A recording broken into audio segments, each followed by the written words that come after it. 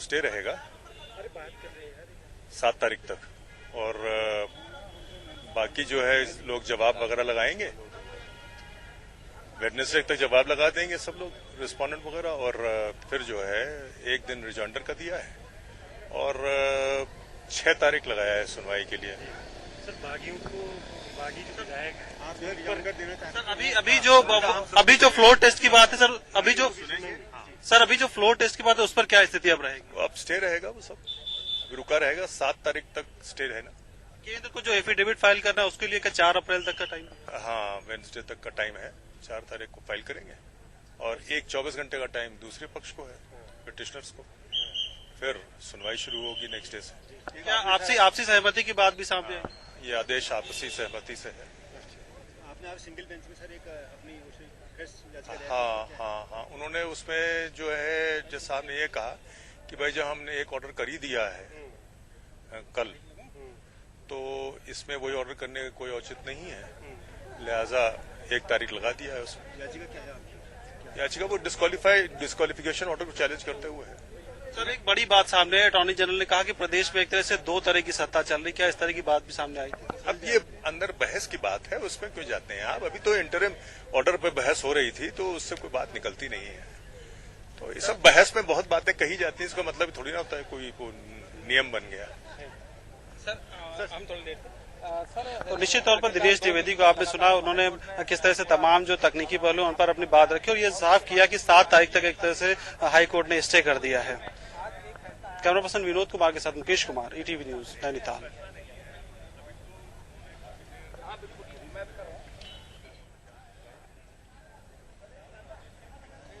मदन कौशिक इस वक्त हमारे साथ बीजेपी विधायक फोन लाइन पर है। मदन कौशिक जी, टीवी में स्वागत है आपका। डबल बेंच ने 7 तारीख तक ये मैटर पोस्टपोन किया, मतलब सुनवाई चल रही है और एक किस्म का स्टे है कल के ऑर्डर पर, क्या प्रतिक्रिया है आपकी? देखिए, जिस तरह का निर्णय सिंगल बेंच का आया था वो एक ऐसा निर्णय था, कुछ समझ से परे निर्णय था। क्योंकि हाई कोर्ट के उन्होंने कहा, हाई कोर्ट ने कल कहा सिंगल बेंच ने कि फ्लोर के ऊपर आपको बहुमत करना है, तो वो 9 विधायक किस हैसियत से जाएंगे, उनका निर्णय स्पष्ट नहीं था। राष्ट्रपति शासन रहते हुए किस तरह हाउस होगा, तो कुछ इस तरह का निर्णय था। आज पूरे दिन सुनवाई हुई है और मुझे जो जानकारी मिली है कि दोनों पक्ष, वो केंद्र सरकार के भी और इधर जो कांग्रेस के पक्ष है, दोनों ने ही इस चीज पे सहमति जताई है कि हमको वोटिंग का अधिकार दिया गया था। जो 9 लोग थे हमारे, जो 9 विधायकों को, अब कांग्रेस ने उसके खिलाफ अपील करी थी और यूनियन ऑफ इंडिया ने अपील करी थी। उन दोनों की अपील में एक कंसेंट से ऑर्डर हुआ है जिसमें कहा गया है कि कल कोई फ्लोर टेस्ट नहीं होगा और कोर्ट की हियरिंग 7 तारीख को होगी। क्या अब आप लोग अपना पक्ष किस तरह से आगे रखेंगे? हमारी जो स्पीकर के खिलाफ जो अपील थी, जो स्पीकर के ऑर्डर से जिसके खिलाफ हमने अपील करी है, वो आज सिंगल जज के सामने 2 बजे लगी थी, वो 1 तारीख को आएगी। हम उस पर अपने डिस्क्वालिफिकेशन के खिलाफ बहस करेंगे। क्या इस पूरे फैसले को किस नजरिए से देखते हैं? आपकी जीत है या कांग्रेस की जीत है? किस नजरिए? हमारी तो हर केस में जीत है, हम तो वोट करने को तैयार हैं, वो जहां कहें, जिस जगह कहें। और सबसे बड़ा, जैसे मैंने कहा, टेस्ट होता है, फ्लोर टेस्ट नहीं होता है, जनता का टेस्ट होता है। चुनाव कराए जाए, दूध का दूध, पानी का पानी हो जाए। हरीश रावत जी उपवास करने की बात कर रहे हैं, उनका स्वागत है, वो उपवास करें, वो उनकी आदत है। किशोर उपाध्याय जी भी पहले करते थे तिवारी जी के समय पे। निश्चित तौर पर आपने सुना साकेत बहुगुणा का रिएक्शन क्या था इस पूरे मामले पर। उन्होंने हरीश रावत पर भी कहना कि एक तरह से अपना कमेंट किया है। कैमरा पर्सन विनोद कुमार के साथ मुकेश कुमार, ईटीवी न्यूज, नैनीताल। धन्यवाद देता हूँ, मेरे दिमाग की तारीफ करते हैं। कोई मुझे मास्टरमाइंड कहता है। संविधान विशेषज्ञ सुभाष कश्यप साहब इस वक्त ईटीवी के साथ जुड़े हैं। सुभाष जी, स्वागत है आपका ईटीवी में। बलराजी सुभाष जी, आपको मेरी आवाज मिल रही है? धीमी आ रही है लेकिन आ रही है, बोलिए। सुभाष कश्यप जी, दर्शकों को संक्षेप में समझाएं कि इस वक्त कानूनी स्थिति क्या है इस सारे मामले की। देखिए, कानूनी स्थिति अभी भी बहुत स्पष्ट नहीं है, ऊहापोह की स्थिति है। लेकिन जो डिवीजन बेंच का जजमेंट आया, बताया जा रहा है, उसका मैं स्वागत करता हूं। क्योंकि जो सिंगल जज का जो जजमेंट था वो समझ से बिल्कुल बाहर था। क्योंकि न तो आप जो सदस्य हैं ही नहीं, डिस्क्वालिफाइड हैं, उनको आप मतदान कैसे करा सकते हैं उनसे। दूसरी ओर जो सरकार है ही नहीं, रेजिडेंस रूल लगा हुआ है जी। और वो सरकार बर्खास्त हो चुकी है। उस सरकार को आप कैसे सदन के अंदर बैठा सकते हैं, चीफ मिनिस्टर और मिनिस्टर बनाकर, और कैसे वो विश्वास मत ले सकते हैं। ये दोनों बात मेरी समझ से बाहर थी कानूनी दृष्टि से। संविधान के विद्यार्थी के नाते, तो जो डिवीजन बेंच ने किया उसका मैं स्वागत करता हूँ। कश्यप साहब, एक चीज और बहुत सरल शब्दों में दर्शकों को ये बताइए, क्या आपको लगता है कि जो पिटीशन दाखिल की थी हरीश रावत जी ने कल हाईकोर्ट के सामने, वो तकनीकी रूप से कमजोर है, कानूनी रूप से कमजोर है, इसी वजह से ऐसी स्थिति पैदा हुई है? नहीं, जैसा मैंने निवेदन किया, वो प्रेसिडेंट्स रूल वहां पर कायम है और न सिंगल जज ने न डिवीजन बेंच ने प्रेसिडेंट्स रूल को निरस्त नहीं किया है, असंवैधानिक डिक्लेयर नहीं किया है जी। तो जब तक प्रेसिडेंट्स रूल वहां कायम है तब तक ये न कोई चीफ मिनिस्टर है व न कोई मिनिस्टर है जी जी। और प्रेसिडेंट्स रूल है, वहां कोई सरकार नहीं है चुनी हुई। तो ये स्थिति है। दूसरी तरफ जहां तक स्पीकर के निर्णय का सवाल है, 9 सदस्यों के, जब तक आप स्पीकर के निर्णय को स्टे करें या खत्म करें तब तक वो सदस्य नहीं है जी। तो उन्हें मतदान का अधिकार नहीं हो सकता किसी तरह भी। सुभाष जी, आप ये कह रहे हैं कि ये पिटीशन ही गलत दिशा में है, राष्ट्रपति शासन को ही चैलेंज किया जाना चाहिए था? जी, राष्ट्रपति शासन लगाने को ही चैलेंज किया जाना चाहिए था। राष्ट्रपति शासन 18 तारीख को लगना चाहिए था जी। या 18 तारीख को दोबारा मतदान होना चाहिए था जी। 18 को या 19 को ही राज्यपाल आदेश देते, मैसेज भेजते कि जब किसी ने विभाजन मांगा है तो विभाजन क्यों नहीं दिया गया, दोबारा बैठक करके तुरंत विभाजन दो, तो तभी तय हो जाता। तो ये जो बाद में कहा जा रहा था कि एक दिन पहले क्यों लगाया गया राष्ट्रपति शासन मतदान से, तो वो सवाल ही नहीं उठता। एक दिन पहले नहीं, 9 दिन पहले लगना चाहिए था। जी। सुभाष जी, हमारे उत्तराखंड एडिटर पवन लालचंद भी हमारे साथ हैं, वो भी आपसे कुछ प्रश्न करना चाहेंगे। पवन जी, अपनी बात डायरेक्टली रख सकते हैं सुभाष कश्यप जी के सामने।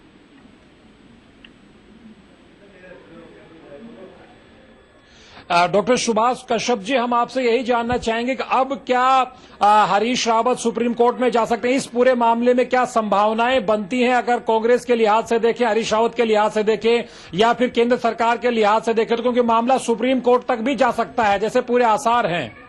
जी, बिल्कुल जा सकता है और दोनों पक्षों को पूरा अधिकार है उच्चतम न्यायालय में जाने का। तो उच्चतम न्यायालय में जाने से तो कोई नहीं रोक सकता, वो तो अधिकार है दोनों का, दोनों पक्ष जा सकते हैं।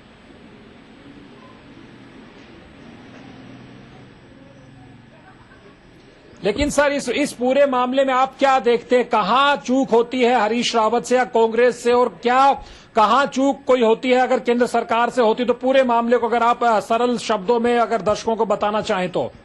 मैं सरल शब्दों में बताऊं तो देखिए, मुद्दा ये था और ये है कि क्या सरकार को सदन के बहुमत का समर्थन प्राप्त था। 18 तारीख को क्या सरकार को बहुमत का समर्थन प्राप्त था? अगर था, सरकार को पूरा अधिकार था सत्ता में बने रहने का, और अगर समर्थन हो चुकी थी बहुमत का तो उन्हें बहुत आदरपूर्वक और ग्रेसफुली चले जाना चाहिए था। जहां तक संविधान के विद्यार्थी के नाते मैं समझता हूँ ये स्थिति है, दलगत उससे मेरा कोई वास्ता नहीं। जी, ठीक है। एक बात कांग्रेस की तरफ से कही जाती कि जब स्पीकर ने 9 अपने बागी विधायकों की सदस्यता निरस्त कर दी तो अब उनको वोटिंग का अधिकार नहीं, इस पर क्या कहेंगे आप?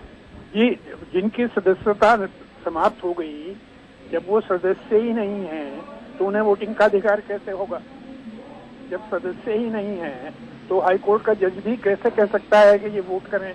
वो सदन में घुसने की भी उन्हें इजाजत नहीं है। जब सदस्य ही नहीं है तो वो सदन में कैसे घुस सकते हैं और कैसे मतदान कर सकते हैं?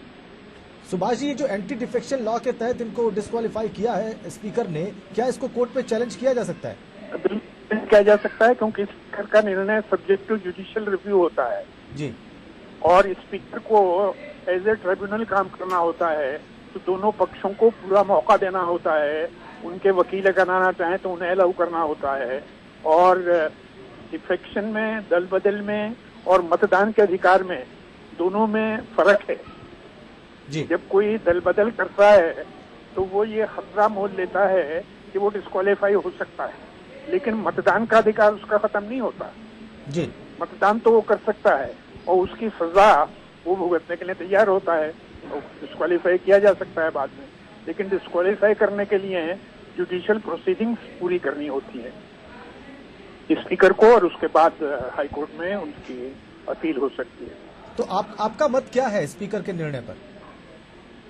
मैं समझता हूँ स्पीकर को पूरा समय देना चाहिए था और उसके बाद वो ये तय कर सकते थे कि या तो उन्होंने दल के आदेश के विरुद्ध अगर मतदान किया तो वो डिस्क्वालीफाई होने चाहिए थे, या उन्होंने ऐसा आचरण किया जिसमें ये माना जा सके कि उन्होंने अपने दल को छोड़ दिया है, तब भी उन्हें डिस्क्वालीफाई होना चाहिए था।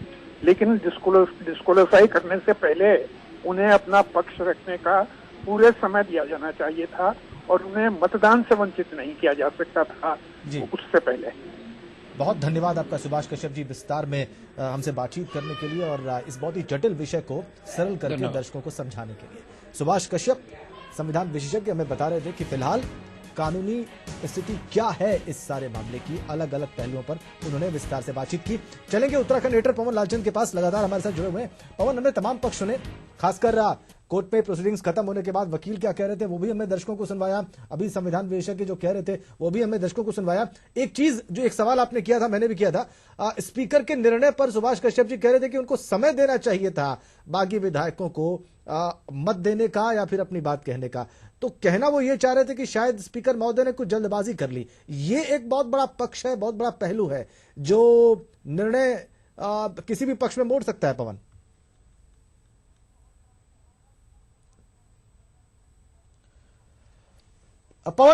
मैं रोकूंगा आपको। इस वक्त पूर्व मुख्यमंत्री रमेश पोखरियाल निशंक इस वक्त हमारे साथ जुड़ गए। रमेश जी, स्वागत है आपका ईटीवी में।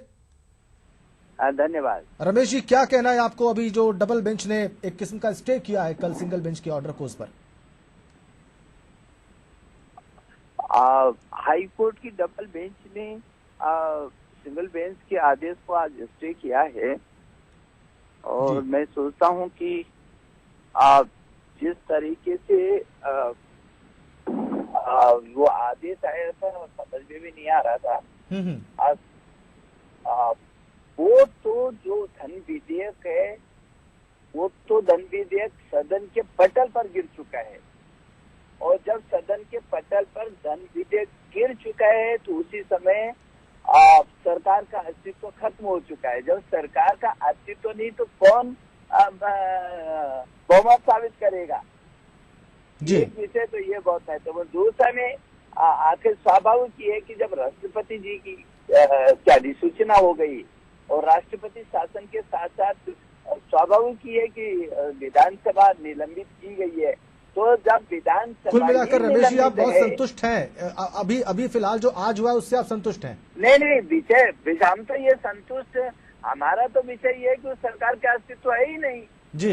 ये विषय कहाँ से आता है कि कोई जो है यही तर्क रखा है वहाँ पर मुकुल रोहतगी जी ने कोर्ट में, और इसी तर्क को सुनने के बाद कोर्ट ने 7 तारीख तक के लिए फिलहाल एकल बेंच के आदेश पर रोक लगाई है। हमारा एडिटर पवन लालचंद आपसे कुछ सवाल करेंगे।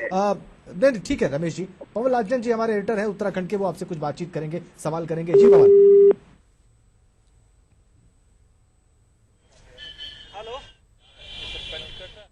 लगता है निशंक जी का फोन कट गया, उनका संपर्क हमसे टूट गया।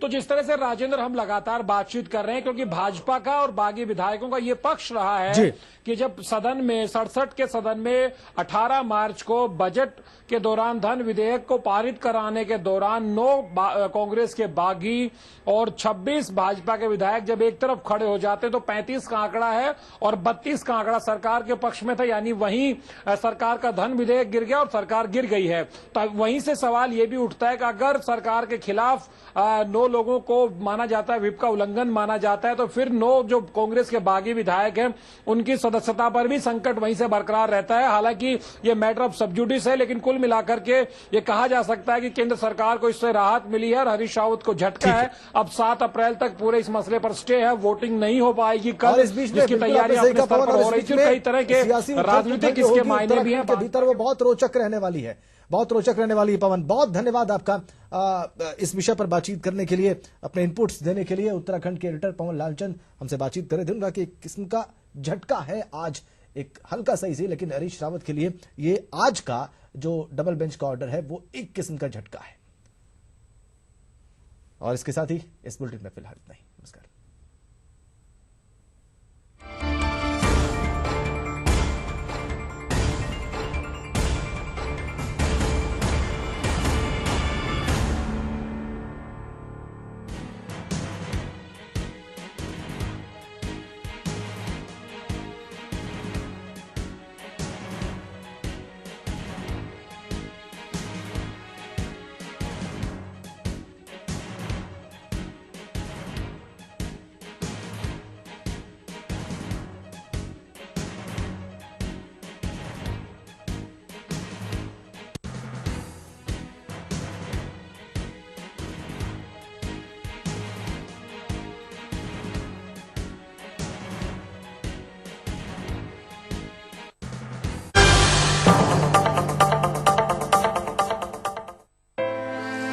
रसोई में सिर्फ खाना ही नहीं बनता, बनते हैं सपने। तेज दिमाग और मजबूत शरीर से रखी जाती है ताकत की नींव। जुनून की आंच पे पकता है हौसला और आता है जीत का स्वाद। पतंजलि, गाय का शुद्ध देसी घी, चैंपियन बनने की ताकत। खैनी, गुटखा, तंबाकू, पान मसाला हमारे देश की बहुत बड़ी समस्या है। इनका सेवन मुंह के कैंसर का प्रमुख कारण है। इस मरीज को जीभ का कैंसर है और हमें इसका ध्वनि यंत्र निकालना पड़ा। अब सब भगवान के ऊपर है। रेखा की जीभ और निचला जबड़ा हमें निकालना पड़ा। उनका हाथों का 2 चूड़ी बेच दिया। तंबाकू परिवारों को उजाड़ देता है। मुंबई स्टॉक एक्सचेंज एशिया का सबसे पहला स्टॉक एक्सचेंज है। The BSE has been at the center of many of India's most important economic milestones. 98% लोग हैं वो स्टॉक मार्केट में निवेश नहीं करते हैं। उनको समझाने के लिए बीएसई ने ये निवेश मंथन का जरिया अपनाया है। तुम जाए तन मन घर आंगन में ही काए। राजेश मसाला अब इंटरनेशनल क्वालिटी में उपलब्ध। रहो राजेश मसाला।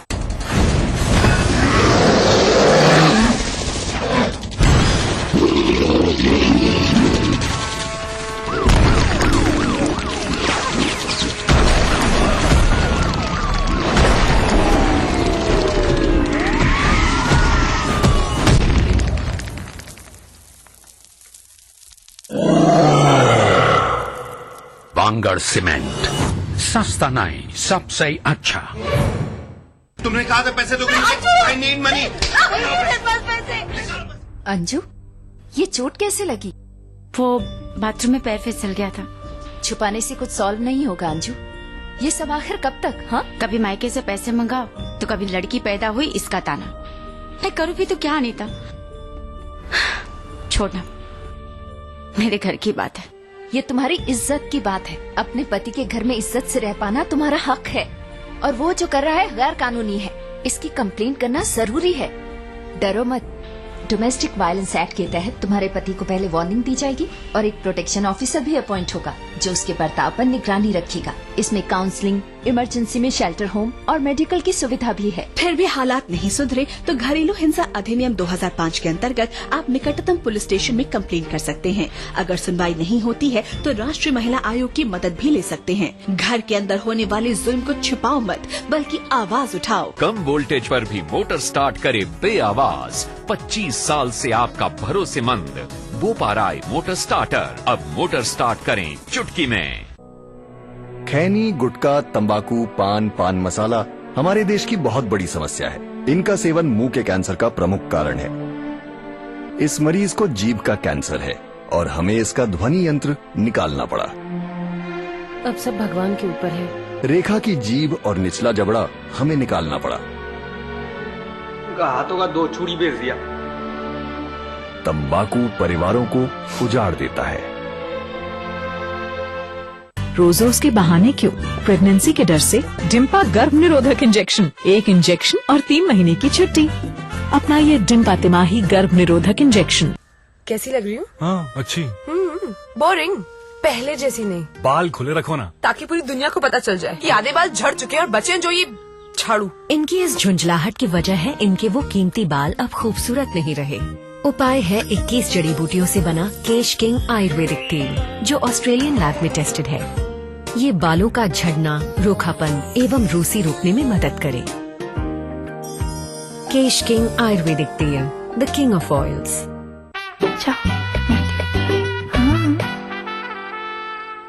रोज का यही चक्कर है। रोज रोज के बहाने क्यों? प्रेगनेंसी के डर से डिम्पा गर्भ निरोधक इंजेक्शन। 1 इंजेक्शन और 3 महीने की छुट्टी। आज भी आना था ना मेरे सोने के बाद। वो 3 महीने बाद। तुम जाए तन मन घर आंगन में ही काए। राजेश मसाला अब इंटरनेशनल क्वालिटी में उपलब्ध। राजेश मसाला। Vishnu Bhagwan Public School and College, affiliated to CBSE Board, co-education college with special transport and personality development and hostel facility, Jhalwa, Allahabad. So आपकी मास अपील का राज? Tough and stylish. Paragon office chappal, tough and stylish.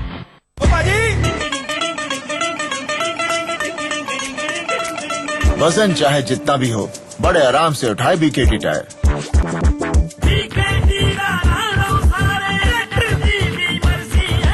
BKT tyre, tractor का सच्चा साथी।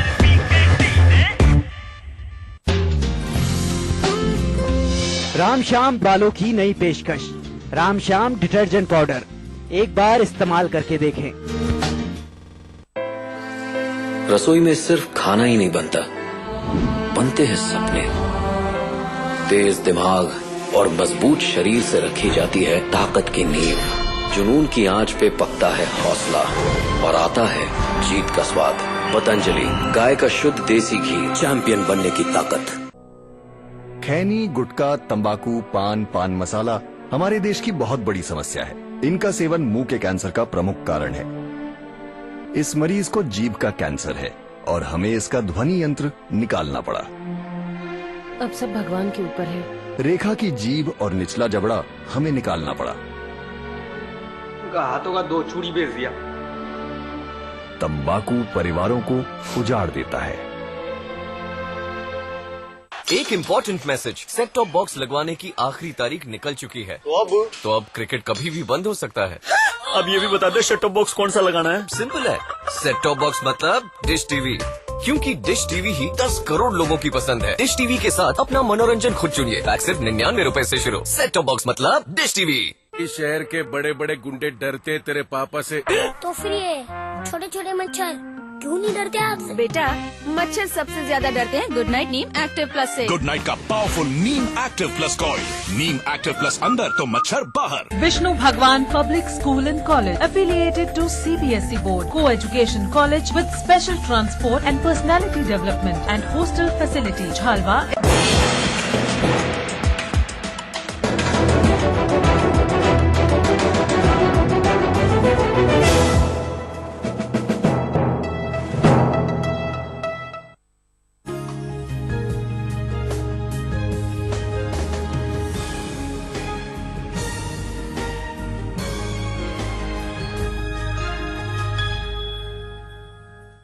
नमस्कार, प्रगति के पथ पर उम्मीदों का प्रदेश में आपका बहुत बहुत स्वागत है। मैं आपके साथ राहुल सौमित्र हूं।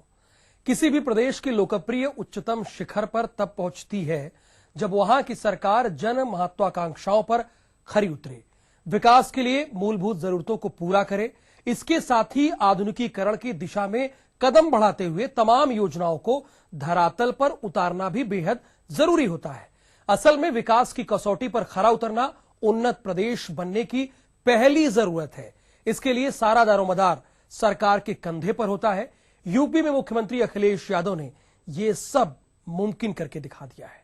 आज सूबे की लोकप्रियता न सिर्फ प्रदेश के बाहर बल्कि विदेशों तक में पहुंच गई है।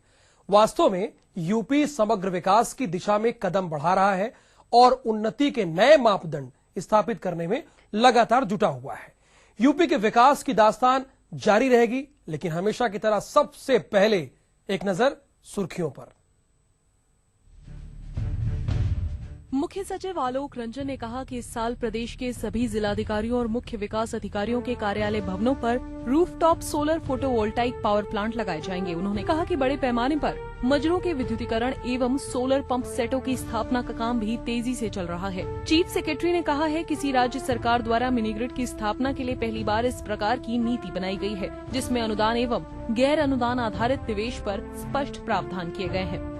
यूपी ने मनरेगा योजना के तहत मानव दिवसों के सृजन में देश में कीर्तिमान स्थापित किया है। वित्तीय वर्ष समाप्त होने से पहले प्रदेश में 28 मार्च तक 1656 लाख मानव दिवसों का सृजन किया जा चुका है।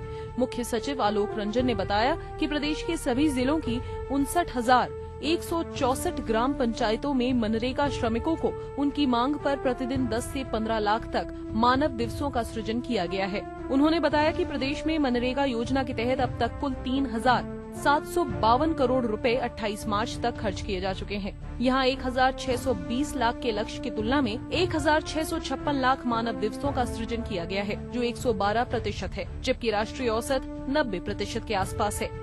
डीएनए परीक्षण रिपोर्ट के मामले में अब तक लखनऊ स्थित फॉरेंसिक साइंस लैब पर पूरे प्रदेश के मामलों का भार रहा है। यहाँ डीएनए परीक्षण के लिए लगी पीसीआर यूनिट में एक मामले की परीक्षण रिपोर्ट तैयार करने में 22 दिन का वक्त लगता है, लेकिन प्रदेश सरकार के निर्देश पर अब अमेरिका से डीएनए परीक्षण के लिए मंगाई जा रही रैपिड किट इस तस्वीर को जल्द बदल देगी। रैपिड किट के जरिए 90 मिनट में ही डीएनए परीक्षण रिपोर्ट हासिल की जा सकेगी।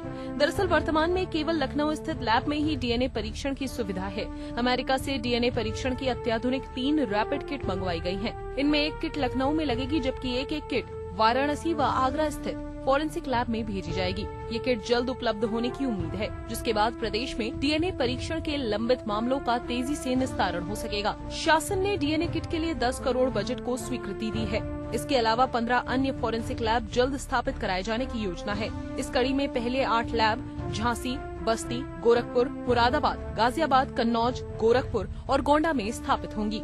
प्रदेश सरकार की पहल पर लखनऊ नगर निगम कैसरबाग हेरिटेज जोन के अंतर्गत आने वाले 8 पार्कों व कुछ इमारतों को वाईफाई से लैस करेगा। इसकी कवायद फिलहाल कागजों पर पूरी कर ली गई है। साल भर के अंदर इस प्रक्रिया को पूरा करने का लक्ष्य रखा गया है। फास्ट ट्रैक में लखनऊ को स्मार्ट सिटी बनाने के लिए तेजी से कवायद चल रही है। 5 अप्रैल तक शासन को पूरा प्रस्ताव भी भेजना है। नगर निगम के मुताबिक जिन पार्कों व इमारतों को वाईफाई के लिए चयनित किया गया है, उनमें झंडे वाला park, Buttler park, Begum Hazrat Mahal park, सफेद बारादरी के बगल वाला पार्क, सरोजनी नायडू पार्क, अमीनाबाद स्थित हनुमान मंदिर पार्क, ग्लोबल पार्क, जनाना पार्क हैं। इन पार्कों में वाईफाई की सुविधा उपलब्ध कराने की योजना है। इन पार्कों में हजारों लोग बैठते हैं। इसी तरह पुरानी इमारतों में छतर मंजिल, लकी दरवाजा, सफेद बारादरी, लाल बंगला, जनरल कोठी और रेसिडेंसी को भी वाईफाई से लैस करने की योजना है। इस योजना पर खर्च स्मार्ट सिटी के तहत मिलने वाली धनराशि से करने की योजना है।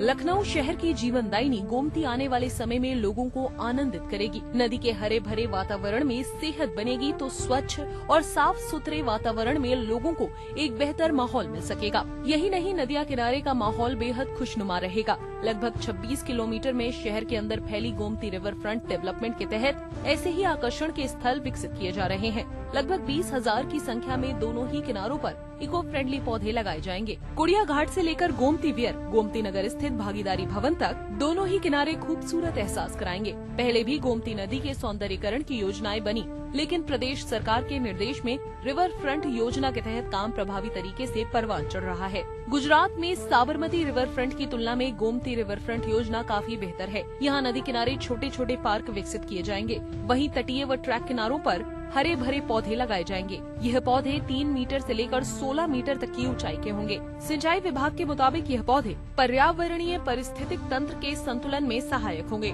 सिंचाई विभाग कुड़िया घाट से लेकर लॉ मार्टिनियर बंधे तक नदी का चैनलाइजेशन करवा रहा है, जिससे नदी को लगभग 125 मीटर तक चौड़ाई में डायफ्राम वॉल के जरिए सीमित कर दिया गया है। इसके बाद नदी और बंधे के बीच के स्थान पर रिवर फ्रंट डेवलपमेंट की शुरुआत हो चुकी है। दोनों ही किनारों पर 6 प्रकार के पौधे लगाए जाएंगे। स्पेसिमेन, फीचर्स, स्टैंडर्ड, जंगली, तटीय तथा पाम के पेड़ लगाए जाएंगे। नदी का किनारा होने के चलते ऐसे पेड़ लगाए जाएंगे जिससे कि बारिश अथवा पानी बढ़ने पर पेड़ों को नुकसान न हो और यह मिट्टी कटान में भी बाधक न बन सके। नदी किनारों पर कदम्ब, आम, पीली गुलमोहर लगेगी। तो रिवर फ्रंट डेवलपमेंट के तहत पार्क, प्लाजा व पार्किंग आदि के पास हमेशा हरे भरे रहने वाले पौधे लगाए जाएंगे। इनमें नीम, बाटल ब्रश तथा पीली गुलमोहर जैसे पौधे शामिल हैं। पौधे लगाने में इंजीनियरिंग का इस्तेमाल हो रहा है। अलग अलग पौधों की प्रजातियों और उनकी विशेषताओं के आधार पर अलग अलग स्थानों पर पौधे लगाने का प्लान तैयार किया गया है। डाक, चिलबिल, जामुन, आम, नीम, अमलतास, बोटल ब्रश, गूलर, सिल्क फोल्स, मॉलश्री, आंवला, सिल्वर ओक, सप्तमी, पीली गुलमोहर, शॉल, शीशम, टीक, बेल, कदम तथा इंडियन पाम लगाए जाएंगे। गोमती बरात से लेकर लॉ मार्टिनियर बंधे तक वेटलैंड बनेगा, जो कि पक्षियों को बसाने के लिए होगा। यहाँ घूमने वालों के लिए लगभग 500 कार तथा 800 दोपहिया वाहनों